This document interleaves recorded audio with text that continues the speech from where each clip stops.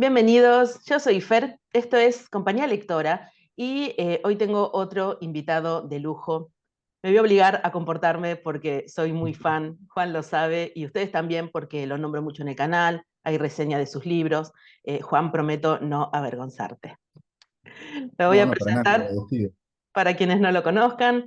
Juan Matio nació en 1983, integró la redacción de la revista Sonámbula y fue parte de 5, Observatorio de Ciencia Ficción, Tecnología y Futuros. Su novela, tengo las 3 por acá, Tres veces luz, obtuvo mención en el premio Casa de las Américas de 2015 y fue editada por Negro Absoluto en 2016. Su segunda novela, que tiene video propio, Materiales para una pesadilla, también se publicó por Negro Absoluto y ganó el premio Merifé Filba a Mejor Novela Argentina, publicada en 2021. Y el último libro es el más reciente, La sombra de un jinete desesperado, que le editó muy bellamente Godot, también lo he mostrado en el canal. Juan coordina un club de lectura de ficción extraña en Ciudad Ausente, es codirector de la colección Arqueologías del Futuro, escribe un newsletter que les recomiendo un montón y quedarán todos los enlaces debajo, coordina clínicas de escritura, es padre y es muchas otras cosas, así que Juan, te agradezco muchísimo este tiempo que me das. Bienvenido. Bueno, muchas gracias a vos, Fernanda, y es un gusto estar en el canal y en esta conversación. Bueno, vamos a empezar a hablar de libros, vamos a empezar a hablar de este libro que me gustó tanto. La sombra de un jinete desesperado es un libro que voy a dejar enlace al video por si algunos no lo vieron. La presentación fue algo que me hizo sonreír. Les cuento a quienes no lo sepan que Juan se sentía más cómodo con el formato que les diré a continuación. En lugar de la presentación tradicional que se hace en los libros, que es tan necesaria, Juan daba una charla por ensayo, por cada uno de los ensayos que contiene el libro. La primera fue con un fantasma que recorre todo el libro, no solo en un ensayo, que es Philip Dick, y habló de los mundos frágiles. Una de las primeras cosas que me sorprendió del libro, que para mí fue un acierto, es que los ensayos tienen un tono muy personal. Juan tomó como hilo conductor su propia vida, la de su familia, y lo enlazó con literatura. Y como lectores, muchas veces el descubrimiento de algún autor queda ligado en cierta forma a nuestras vidas, y esto le pasó a él también. Entonces, algo que quería preguntarte, Juan, es por qué decidiste ese formato, sumar lo personal a los ensayos. Em, bueno, en principio tenía ganas de jugar un poco con la forma del ensayo. O sea, yo soy un lector asiduo de teoría en general y de la forma ensayo en particular. Y lo que me resulta un poco divertido cuando me meto en una forma literaria es tratar de investigar posibilidades que no sean las, por ahí las más reconocibles. Tanto en materiales como en el jinete, lo que intentaba era moverme un poquito dentro de la forma y no escribir, digamos, en lo que podemos llamar el estándar, ¿no? La forma más estándar y entonces pensé mucho cómo, o sea, de qué forma podía yo jugar con el ensayo empezaron a aparecer ciertas circunstancias personales, en realidad más bien géneros, ¿no? O sea, la carta, el diario, los papeles personales de la familia me empezaron a abrir ahí algunas ideas de cómo organizar eh, ese material y finalmente yo creo que el libro al que quiero mucho por momentos logra salir de la forma que yo quería salir y por momentos no, y eso es como una deuda a futuro, digamos, de poder construir más, eh, no quiero decir parejo, digamos, pero sí, de alguna manera poder desprenderme de la forma de ensayo completamente. ¿No? O sea, Mira, hay ensayos clásicos, el de marxismo gótico, por ejemplo, o el de las máquinas que tienen una forma más tradicional, sí. no le encontré tanto la vuelta a cómo salir de ahí. Eh, entonces, para próximos libros de ensayos estoy pensando en de qué manera escaparme completamente de ese formato. Pero me gusta, me parece que es un artefacto digno y estoy Sí. contento con lo que pasa ahí. Sí, a mí ya, que un libro te sorprenda siempre es lindo, ¿viste? Entonces ya cuando arrancó con esa primera persona, me sorprendió un montón.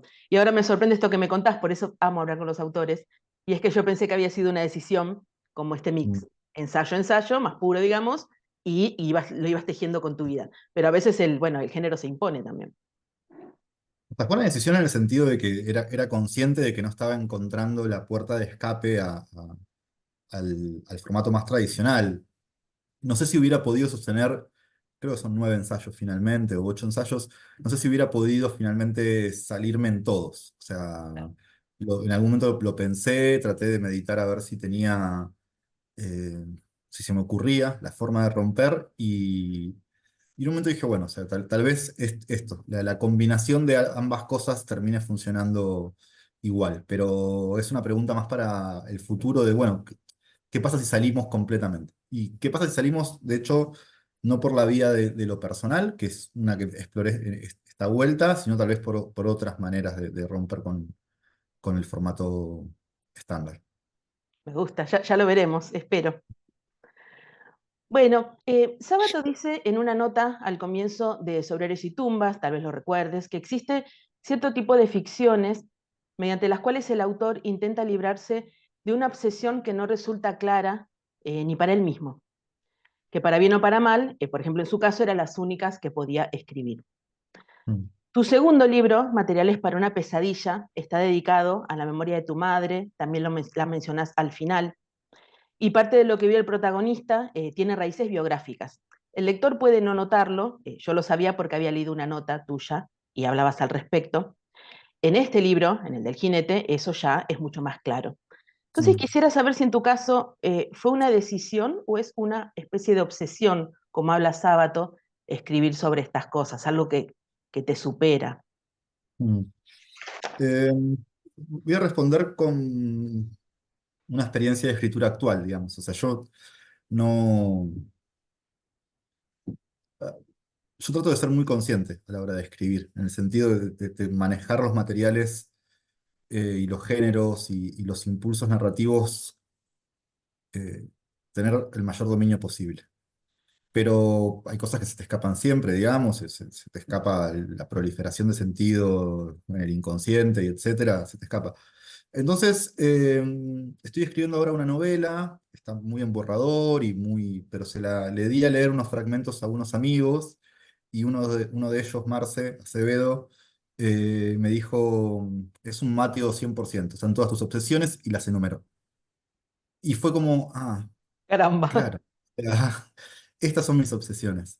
Y Ok, después, en una entrevista, charla que hicimos con Flor Canosa en una librería en Arqué, en San Martín, ella me hizo una pregunta sobre por qué insisto tanto con el archivo como forma, es ¿no? verdad. Y para mí fue como un descubrimiento ahí mismo. O sea, la respuesta fue no lo sé, Flor. Y entonces hay algo de insistencias narrativas que no, bueno, ahora que las vi, tal vez pueda hacer algo por dominarlas y ver qué pasa con eso, pero hasta ahora no me había dado cuenta. Qué curioso. Eh, Era como, sí, bueno, hablar de mi madre. Bueno, sí, hablo de mi madre de distintas maneras, todo el tiempo, según Freud, estamos todo el tiempo hablando de nuestras madres por distintas vías. Pero no se me había hecho tan nítido hasta que en este cuarto texto volvió a aparecer, y cuando Marce me lo mostró fue como, ok, está ahí de nuevo. No sé si tengo ganas de luchar igual contra, o sea, como no me preocupa, o sea, no. Es un rasgo, no sé, pienso en perdón, en Abelardo Castillo.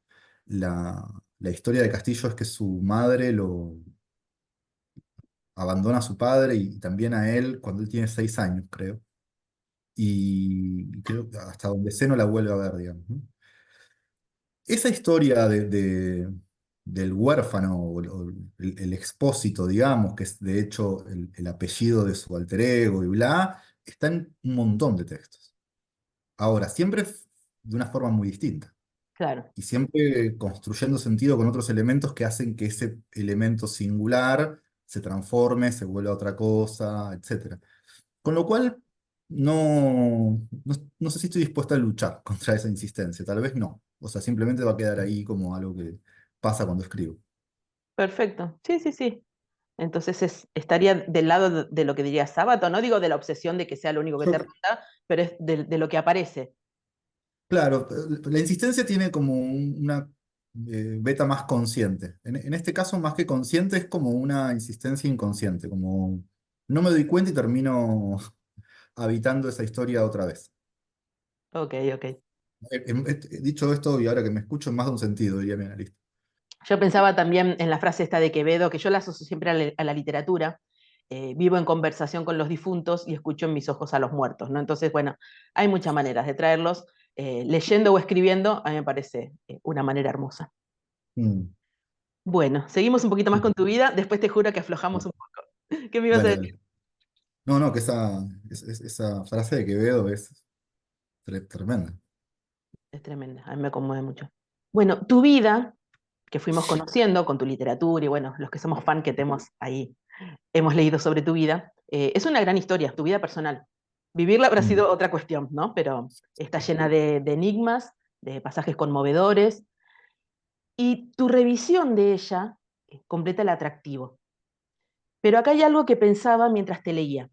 Si esa mirada sobre los acontecimientos, sobre tus lecturas, eh, la manera envidiable en la que tu cerebro organiza la información que tantos quisiéramos tener, pensaba si eso no se te puede volver en contra cuando el objetivo sos vos. Como lectores, o sea, felices, pero mientras vos pensabas en el estado anímico de Dick, mientras escribías mm, ciertos textos, yo pensaba en el tuyo cuando escribías estos. Entonces me gustaría saber cómo fue tu estado anímico en la escritura de este último. mm. Mirá, esa es una pregunta la primera que me hizo esa pregunta fue mi hija. Mi Ay, hija es una lectora ya bastante formada y entonces leyó El Jinete apenas tuve ejemplares y ella me hizo esta pregunta como, o sea, la persona que habla ahí está muy deprimida, o sea, ¿sos vos o no sos vos, digamos, ¿no? Que es una pregunta distinta al de un narrador de una novela donde la distancia entre el narrador y el autor se da por hecha, digamos, ¿no? Entonces yo tuve que explicarle que la facilidad, o sea, vamos a decirlo así.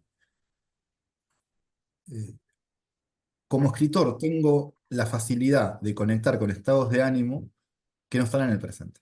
ok, O sea, yo puedo ir a ciertos momentos otros de mi vida donde atravesé una depresión o atravesé momentos anímicos jodidos, que no están ahora, pero que yo tengo la forma, como si fuese una especie de posesión invertida, de dejar que eso me suceda en el momento que estoy escribiendo. Y una vez que cierro el texto, volver a mi presente anímico, digamos. O sea, no necesariamente. Yo sé que el efecto es raro, porque el efecto parece ser que la persona que está enunciando está efectivamente tomada por ese malestar anímico, pero la verdad es que no. O sea, no, por lo menos en el caso de los ensayos del jinete, yo estaba en un buen momento. O sea, por lo menos en el momento de cerrar el asunto, ¿no? O sea, la historia del diario de Dixie es distinta porque yo ese libro lo empecé o sea, yo creía que iba a escribir un libro completo con la forma del diario mientras leía o releía a Philip Dick. Y mira, eso sucedió antes de la publicación de materiales. El mundo estaba muy trabado con materiales y dije, quiero terminar algo, aunque no sea la novela. Y empecé a tomar apuntes para ese libro que finalmente no fue. Y ahí sí estaba pasando un momento anímico más jodido. Estamos hablando de la prepandemia, pandemia, prepandemia, ahí. Entonces ahí sí se nota por ahí más el estado de ánimo de ese presente, digamos, porque lo que hice cuando lo escribí ahora fue retomar esas notas y ordenarlas, pero ok, no desarrollé. Pero en el resto de los relatos no. perfecto. Sería como una especie de invocación, entonces, controlada, Total. ¿no? Sí, sí, No se toma el alma. completamente. Bueno, me alegro. Cuarta Yo pregunta. también. Sí, me Dale. imagino que sí, vos más que yo. Sé que no es algo buscado, porque no sos tribunero, todo lo contrario, pero las mujeres de tus ficciones son muy atractivas, son personajes, no sé, a mí me resultan hipnóticos, ahora te voy a mencionar dos, definitivas en la historia. la fiscal de Tres veces Luz, ¿no? Esta Mm. mujer tan amargada, pero tan brillante, está, no sé, es impecable para mí. Y Haruka, esta hacker subversiva marxista, le cuento para quienes aún no hayan leído materiales, háganlo, es uno de mis personajes preferidos. ¿Te acordás cómo fue el proceso de creación de ambas? Una está un poco más lejana. Eh, sí, o sea, la fiscal tenía un modelo real, voy a decirlo así. Había una persona en ese momento en mi vida que tenía esa especie de conexión con el trabajo y que era muy brillante y que tenía una capacidad una inteligencia, digamos, muy singular. Y no fue muy difícil escribirla desde esas coordenadas, digamos. Con razón es tan real.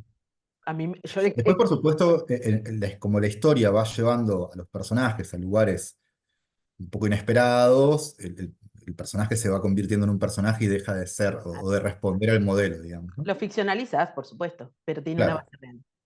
pero tiene una base en ese caso, muy anclada en la realidad.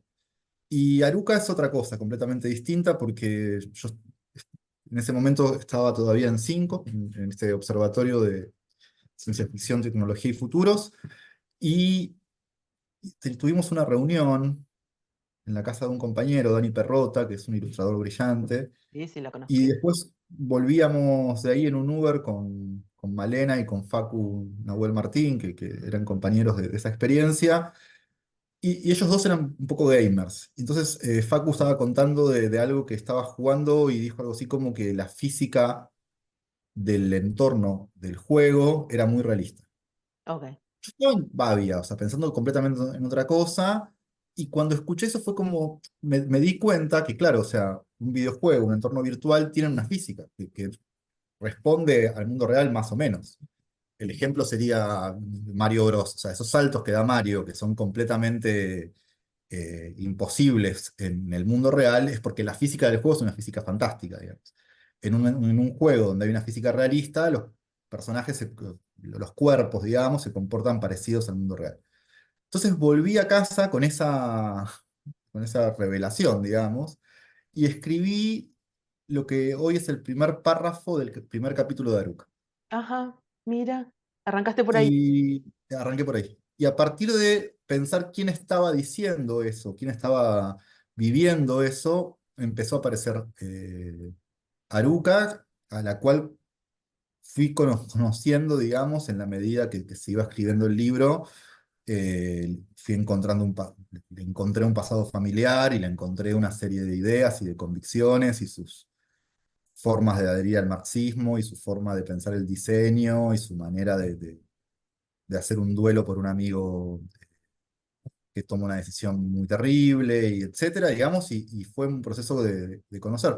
Lo que sí puedo decir es que yo no hay personaje de los que haya escrito que extrañe más que Haruka. O sea, es un personaje que a mí me reconfortaba mucho escribir. O sea, la forma de ser de Haruka, muy distinta a mí, Sí, sí, me reconfortaba. O sea, me gustaba estar con ella mientras la escribía. Entonces hay un efecto rarísimo que es tener como extrañar a alguien que no existe, o que existe solamente en un rincón de mi cerebro que ya está apagado, digamos. Que eso sí no me pasó con otro personaje. qué hermosas estas cosas únicas de la escritura. Me encanta. Sí.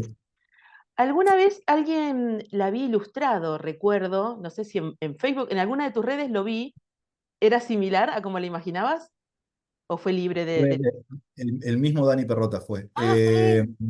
Sí, en un momento teníamos un proyecto de adaptación de materiales, de una parte de materiales a un cómic, Sí, sí, y él está, o sea, él es la persona para hacerlo. indicada para llevar ese. De hecho, la ilustración de tapa del jinete es también de Dani.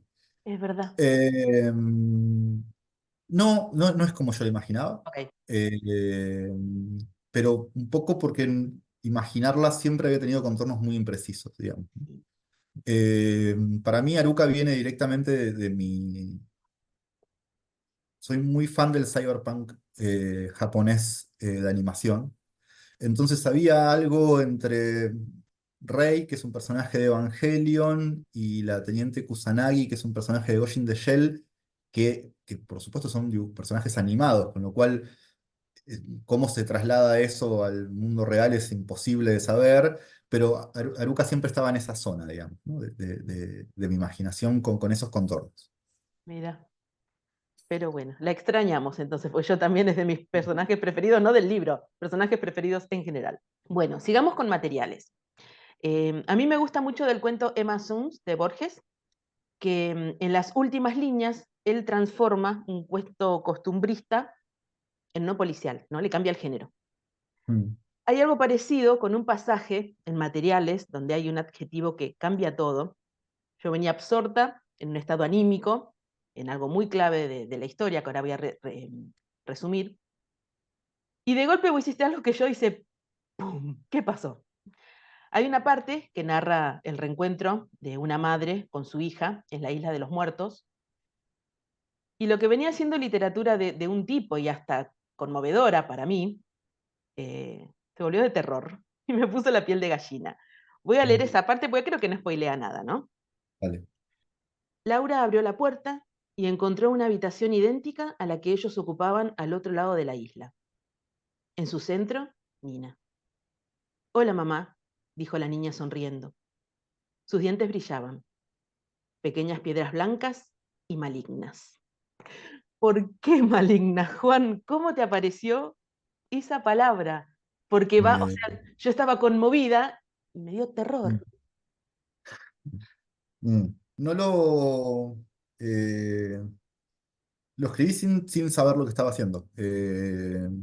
Estaba tratando de imaginar cómo era la imagen de esa niña resucitada por la tecnología. Sabía que que tenía que haber un rasgo desacomodado, o sea, que la reproducción de esa niña tenía que ser idéntica a la que Laura recuerda como su hija, pero tenía que haber un rasgo siniestro, o sea, un rasgo de extrañeza, digamos. Eso era. Pero cuando lo escribí, me cambió la novela. O sea, yo no sabía muchas cosas de los bots hasta que apareció ese adjetivo. De hecho, cuando se lo conté aquí, que es un amigo que es escritor, me dijo, bueno, esto en algún momento lo vas a tener que contar porque es un poco cómo funciona la literatura, digamos. O sea, hay una parte muy decisiva de la historia que se juega en cuál es el carácter que tienen estos entes artificiales en relación a sus seres queridos que los van a visitar, digamos. Que fueran dóciles, que fueran idénticos, o que fueran levemente distintos, o que fueran malignos, cambiaba mucho el tenor de la novela. Y cuando yo escribí eso me di cuenta que lo que yo quería escribir tenía que ver con una especie de dosis de hostilidad que no iba a mantenerse, sino que se iba a expandir. Mientras más contacto con su ser querido, más hostilidad. Que es lo que es. Bueno, no quiero spoilear, pero el vínculo entre esa niña y su madre es algo que hay que leer. Y duele. Exacto. Entonces ahí es toda esa línea de la novela, que para mí es una línea muy importante porque habla un poco de qué significa resucitar a nuestros muertos. Eh, Se jugó en ese adjetivo que fue un adjetivo no premeditado, digamos. No premeditado, pero encontrado, buscado inconscientemente, ¿no? Porque es como que Es que cuando chequeamos, lo ¿no? escribí es el final de un capítulo, o sea, esa Mm. es la última línea del capítulo. Cuando yo lo escribí me quedé un rato mirando el adjetivo y pensando si se quedaba, me cambiaba Ah, las es verdad. cuentas y si se iba, tenía que buscar un reemplazo, digamos.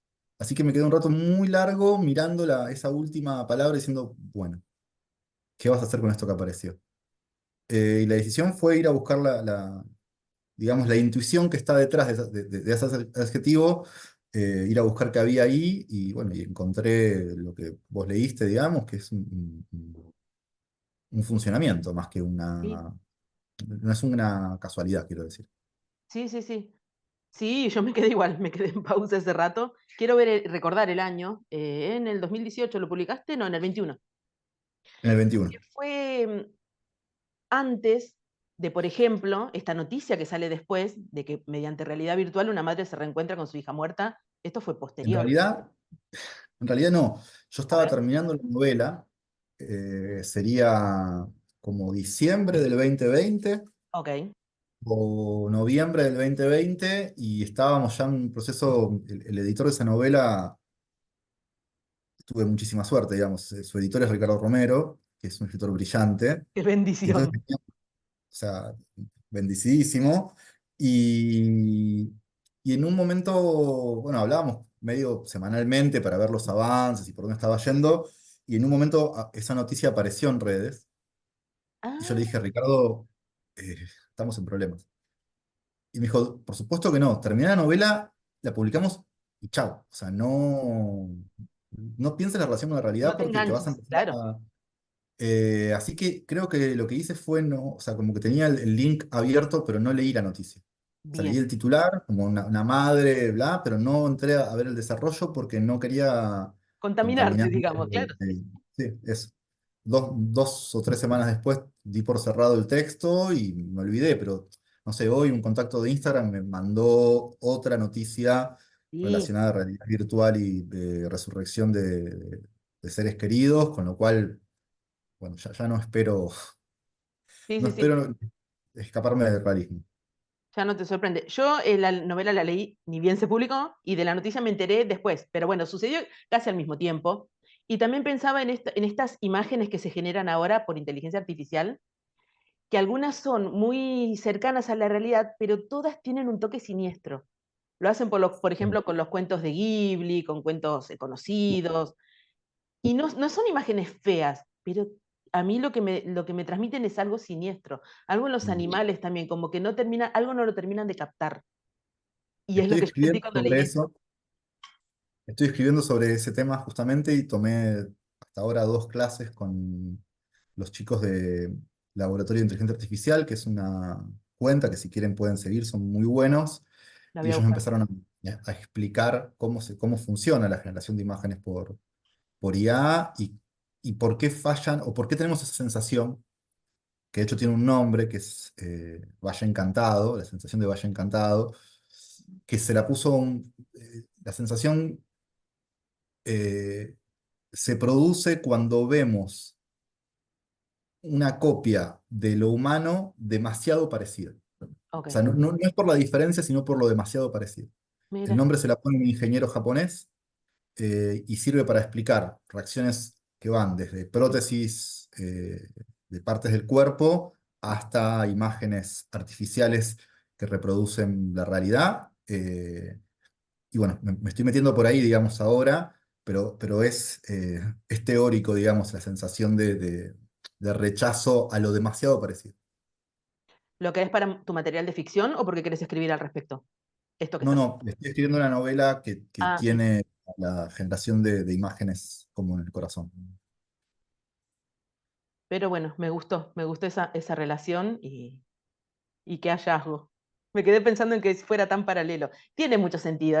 Es muy común que los escritores como que perciben algo de lo que está sucediendo y a veces, bueno, se adelantan o están ahí en paralelo. Sí, o sea, en realidad, o sea, si queremos ir a buscar un evento de la realidad que me sirvió, sí, como inspiración para pensar los avatares conmemorativos fue cuando empezó a suceder en Facebook, en ese momento todavía habitábamos Facebook, eh, empezaron a aparecer cuentas Es de verdad, personas que habían muerto sí, sí, y aparte Facebook te daba una especie de posibilidad de que vos decidieras quién heredaba la cuenta si te morías y qué podías hacer con eso, digamos, si la te convertía en una especie de santuario, ¿no? De un lugar donde... Entonces un día estaba en Facebook, nada, pasando el tiempo y vi el comentario de una amiga que le dejaba a un amigo suyo que había muerto, ¿no? Le decía, te extraño mucho negro, qué lindo sería verte, qué sé yo. Y fue como, para, acá pasa algo que tiene que ver con ambivalencia de la presencia y la ausencia en lo virtual, que me... Y ahí sí empezaron a aparecer estas posibilidades. Algo hablaban con la Enríquez, de esta chica, ¿no? Que muere y que queda este video de sus últimos momentos grabados y ya para siempre en internet, aunque la familia quiera darlo de baja. Y hace poco yo también veía la noticia de una chica con un amigo que encontró, creo que se llama Google Maps, donde vos ves los lugares de, bueno, y se encontró con el amigo en una esquina, el amigo había fallecido, y ella encontró eso y se puso a llorar porque estaban los dos como jugando en la calle, saltando, riéndose, y ella compartía la imagen. Y son una especie de fantasmas digitales, sí, sí, Total, sí. total. Ahí hay una cosa, yo siempre recomiendo, hay un documental de William Gibson que se llama No hay mapas para estos territorios, y él cuenta ahí, encontró una crónica de un pastor evangélico que, digamos que, no sé si principios del siglo XX, tal vez finales del siglo XIX, va a una reunión social en la casa de alguien de la comunidad, y esa familia había comprado un gramófono, que era una novedad tecnológica total. Entonces ponen un disco, seguramente lo que escuchan es música, y cuando el pastor vuelve a su casa escribe un artículo indignadísimo, porque se pregunta cómo Dios permitió que se pudiera conservar la voz de los muertos, ¿no? Y para nosotros es algo completamente natural, ¿no? O sea, desde chicos Exacto, estamos acostumbrados a escuchar la voz de John Lennon, aunque Lennon murió antes de que yo naciera. Pero claro, el primer impacto para alguien que no había vivido nunca esa experiencia y la vive de adulto, es fuerte. Nosotros lo es fuerte. naturalizamos, pero sí, Claro. Entonces la tecnología viene trayendo distintos sí, tipos de fantasmas desde hace un tiempo. Nosotros vivimos la era digital que trae unos problemas que antes no había, digamos, pero que en todo caso es un proceso que es de largo aliento. es verdad, es verdad. Bueno, hoy repasamos un policial oscuro y triste que les recomiendo un montón, Tres veces luz, una novela cyberpunk jauntológica que es, bueno, iba a decir es mi preferida, pero ahora el del jinete también. Y este último libro de ensayos, que es muy personal. ¿Qué sigue? ¿En qué estás trabajando? Algo nos contaste un poquito. Estoy trabajando en una novela que va a volver a tener ciertas zonas de contacto con las IA, eh, con el imaginario de las inteligencias artificiales, pero en ese sentido está conectada de alguna forma con materiales, pero me pasó que en diciembre del año pasado leí un libro de William Burroughs que se llama Las colinas de la noche roja. Ajá, Y él tiene una estructura temporal ahí, una forma de presentar las cronologías que dije, bueno, acá hay algo que yo venía buscando, que tiene que ver con una ruptura de la linealidad temporal. Seguí leyendo el libro y voy a decir una cosa que es una barbaridad, pero me parece que Burroughs no va tan lejos como podría ir en ese experimento, y mi intención es tratar interesante. de intentar llevar eso hacia lo que podría ser. Entonces, la forma de la novela es una forma bastante enloquecida, eh, con, eh, con juegos temporales muy... O sea, es una novela que abarca en su totalidad unos 120 años, Uh, y los eventos están como desorganizados dentro de esa línea temporal. Entonces vos tenés un capítulo del año 20, y después tenés un capítulo del año 80, y después tenés un capítulo del año... ¿no? Y cómo jugar con esa ruptura. Me tiene muy entusiasmado. eso es importante. A los amigos y amigas que se las di a leer también les entusiasmó, lo cual eso es para mí, como bueno, vamos bien. Y después, bueno, una lectura de una gran lectora, una persona que admiro mucho, me devolvió la posibilidad o sea, yo tenía una estructura de 6 partes y ahora estoy en una estructura de 11, porque me parecía que se podía abrir la situación todavía más, con lo cual estaba a punto de terminar la novela y de repente estoy como por el 40% de nuevo y viendo qué va a pasar, digamos, pero estoy acostumbrado a que las sensaciones de triunfo con los proyectos hay que tener mucho cuidado porque después aparecen cosas nuevas o sea, lo que yo reivindico, digamos, de mi experiencia con la literatura es que cada vez que encuentro algo que me parece que vale la pena explorar, voy y lo exploro. O sea, después vemos cómo sale, digamos, pero Tal no, cual. no me quedo con las ganas de ver cómo sería. Así que estoy contento. Qué lindo, qué lindo. Tiene vida propia todo. Bueno, final. Última pregunta. En Oh. 2026 se cumplirán 10 años de la publicación de Tres veces Luz. ¿Podrá salir una edición aniversario en la que cambies el final? Ah, claro, el final es maravilloso, pero yo lo leí en 2017 y todavía no lo acepto. Ajá. Em, Voy a dividir la pregunta en dos. O sea, va a salir una nueva edición de Tres veces Luz, porque ¿En serio? la editorial. Sí. Todavía no tenemos fecha cerrada, pero sí puedo anticipar que va a ser por Godot. Yay. Eh, Godot está, bueno, con ganas de hacer una reedición, así que supongo yo que pronto va a haber una nueva eh, edición de la novela. Yo no voy a cambiar el final, pero sí hay algo que le prometí a mi hija. Mi hija, igual que vos, quedó Herida. herida por ese final y yo prometí que para un cumpleaños le voy a regalar la última página de ese libro con Hermoso. con otra forma, así que eso no sé qué decidirá hacer ella con eso. Si te lo presta, te lo Te lo envío. ruego. La sigo en Instagram, la voy a empezar a sobornar desde ahora. Chicas afortunadas en este mundo. Qué bueno, qué bueno. Y qué buena noticia lo de Tres veces Luz. ¿De materiales me habías dicho alguna vez que también iba a salir por otra? Sí. Bueno, todas esas fechas están un poco dependiendo de qué pasa con Sí, el proyecto nuevo. Entonces, sí, depende de cuándo termine el proyecto nuevo y cuando se publique el proyecto nuevo, se organizarán claro. las reediciones, pero la idea es que sí, que no dentro de mucho eh, esté circulando de nuevo ese material que ahora está bastante, entiendo yo, está bastante difícil de conseguir. Perfecto. Buenísimo. Bueno, Juan. Ah, no, perdón. Te quería preguntar qué estás leyendo ahora, en este momento. Estoy leyendo, mirá, terminé un ensayo muy bueno de un teórico que me gusta mucho, se llama Quentin Meliassou, Ok. que tiene que ver con el ámbito del realismo especulativo y se publicó una conferencia que se llama Metafísica y Ficción Extracientífica, que me parece brillante y me parece que es un tipo que está pensando en formas narrativas desde el campo de la teoría que nos abren puertas, así que estoy muy contento con eso.